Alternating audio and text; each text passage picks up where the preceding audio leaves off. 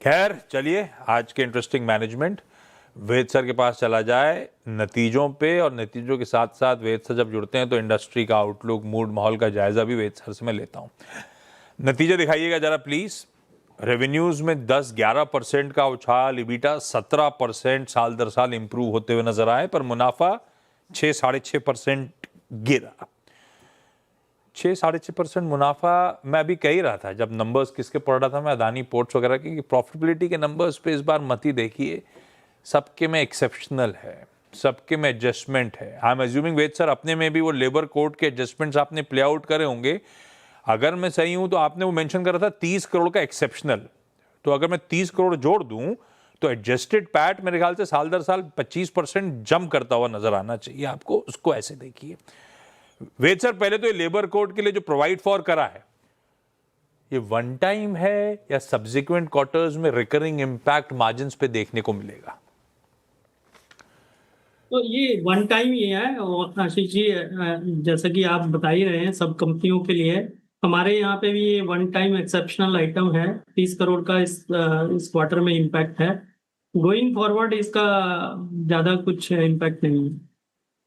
अरे एक कोई मुझसे पूछ रहा था, सब कंपनियां एडजस्टमेंट करें, 30 करोड़ रुपए आपने लेबर कोड के चलते प्रोवाइड फॉर करा है, ये आसान शब्द में आपके कर्मचारियों को 30 करोड़ रुपए मिलने वाले हैं आने समय में, ऐसा होगा क्या? थोड़ा कॉम्प्लेक्स है।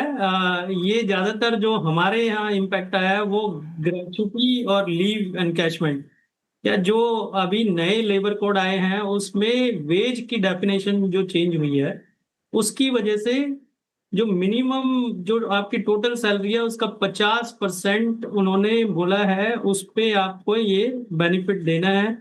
और इसलिए जो हम सब जानते हैं, ग्रेचुटी जो लाइबिलिटी है वो पास सर्विसेज के लिए मिलती है। तो ज्यादातर इम्पैक्ट जो है ग्रेचुटी का है। लीव का थोड़ा सा इम्पैक्ट है, बट ज्यादातर ग्रेचुटी के ऊपर इम्पैक्ट है। इसलिए हो गया है, पीसमील आता रहेगा, ऐसा है ना मार्जिन पे?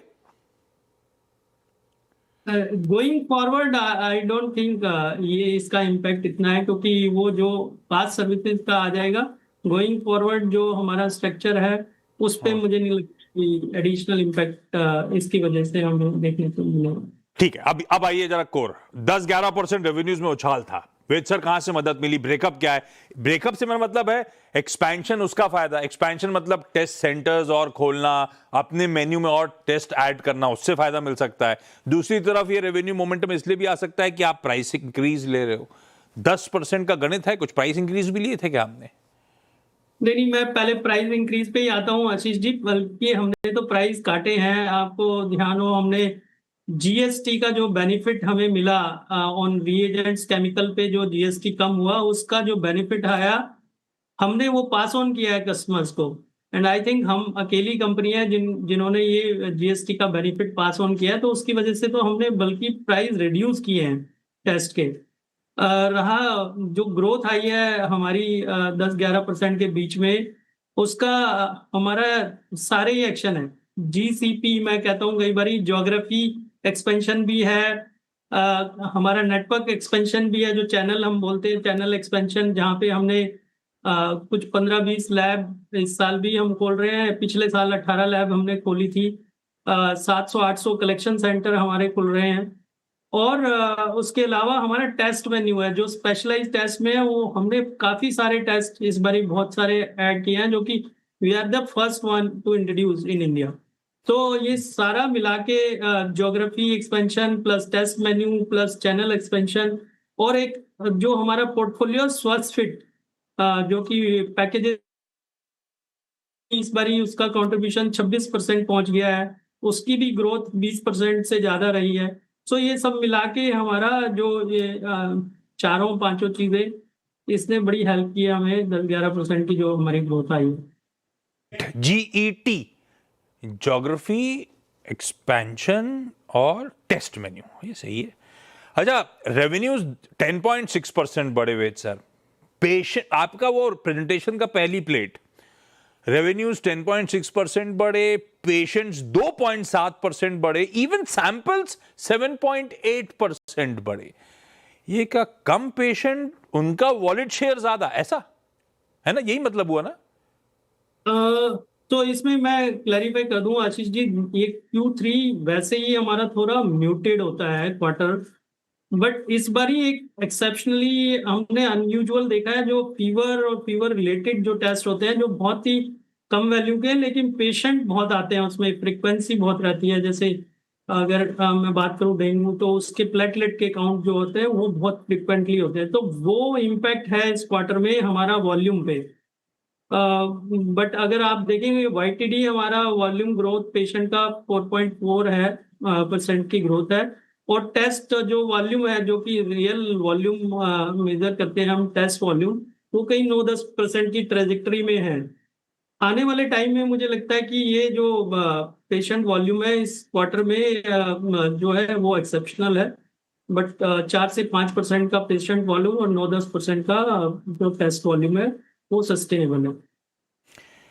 सिफू साहब, आप तो कैश हैंडल करते हो, M&A हैंडल करते हो, बुक्स पे कितना कैश है इस समय, और हमने ग्रोथ के लिए इनऑर्गेनिक इनिशिएटिव्स, बल्कि इंडस्ट्री ने ऐसा शुरू करा था, डॉक्टर लाल इनऑर्गेनिक इनिशिएटिव्स में एग्रेसिव था।